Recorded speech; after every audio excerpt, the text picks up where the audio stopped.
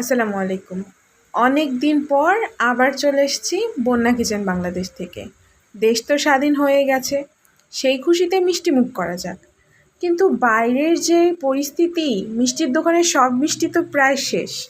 তাই চলুন আমরা বাড়িতেই মিষ্টি বানাই। বুঝতেই পারছেন ক্যারামেল পুডিং বানাবো। এর জন্যে আমি লাল আর সাদা চিনি মিক্স করে 3 চামচ নিয়েছি। আপনারা চাইলে নর্মালটা নিতে পারেন। আর সাথে দিয়ে দেবো 3 চামচ পানি। এটাকে মিক্স করে নিব। আর আমি এটাকে অ্যালুমিনিয়ামের টিফিন বক্সের যে মোল্ড হয় ওখানেই ডিরেক্ট বসিয়ে দিয়েছি। একবারে ক্যারামেল বানানোর জন্য ফুটতে শুরু করেছে। এরকম ক্যারামেলের রঙটা ধরে আসলে আমি এটাকে নামিয়ে নিব, নামিয়ে ঠান্ডা করে নিব। আপনারা ফ্রিজে রাখতে পারেন, আমি ফ্রিজে রেখেছিলাম। এরপরে দিয়ে দিব মিক্সিং বোলে 2টা নর্মাল রুম টেম্পারেচারে থাকা ডিম। 2টা ডিম দিয়েছি। এটাকে খুব ভালো করে এখন মিক্স করে নিব। আর দিয়ে দিব 1 চা চামচ পরিমাণ ভ্যানিলা এসেন্স ফ্লেভারের জন্য। এটাকেও খুব ভালোভাবে মিশিয়ে নিব ডিমের সাথে। এখন আমি 1 কেজি দুধ জাল করে হাফ কেজি পরিমাণ করে ঘন করা এরকম দুধ দিব 1.5 কাপ পরিমাণ, দিয়ে খুব ভালোভাবে ডিমের সাথে মিক্স করে নিব। এটাকে আমি দুধটা ঘন করে নিয়েছি।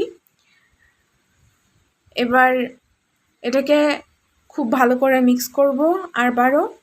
আর সাথে দিয়ে দিব 4 চা চামচ চিনি। এখানে আমি আমার টেস্ট অনুযায়ী 4 চা চামচ চিনি দিয়েছি, কারণ ক্যারামেল অলরেডি চিনি দিয়ে বানানো, এটা আরও মিষ্টি হবে।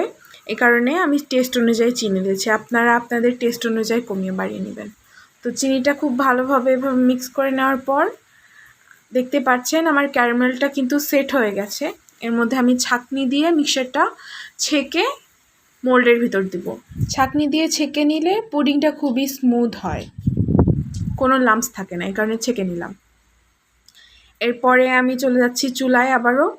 এখানে আমি একটা প্যানে পানি দিয়েছি আর উপরে দিয়েছি একটা স্ট্যান্ড, যাতে পাত্রটা পানির ওপরে থাকে, এ কারণে স্ট্যান্ড দিয়েছি। আর পানিটা দিয়েছি হাফ পরিমাণ দিয়ে এবার 30 মিনিট আমি এখানে চুলায় জাল করেছি মিডিয়াম আঁচে, আর 1 ঘন্টা ফ্রিজে রেখেছিলাম।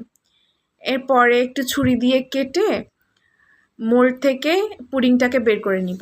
আপনারা আমার টেকনিকটা ফলো করতে পারেন। প্লেট দিয়ে উল্টে নিয়েছি আমি, তো খুব সুন্দরভাবে পুডিংটা বের হয়ে আসবে। এই তো আলহামদুলিল্লাহ, আমাদের পুডিংটা কিন্তু অনেক সুন্দরভাবে সেট হয়েছে। এখন আমি কেটে আপনাদের দেখাচ্ছি। আশা করি আপনারা সবাই ট্রাই করবেন বাসায়, আর অবশ্যই ফিডব্যাক দিবেন যে খেতে কেমন হয়েছে।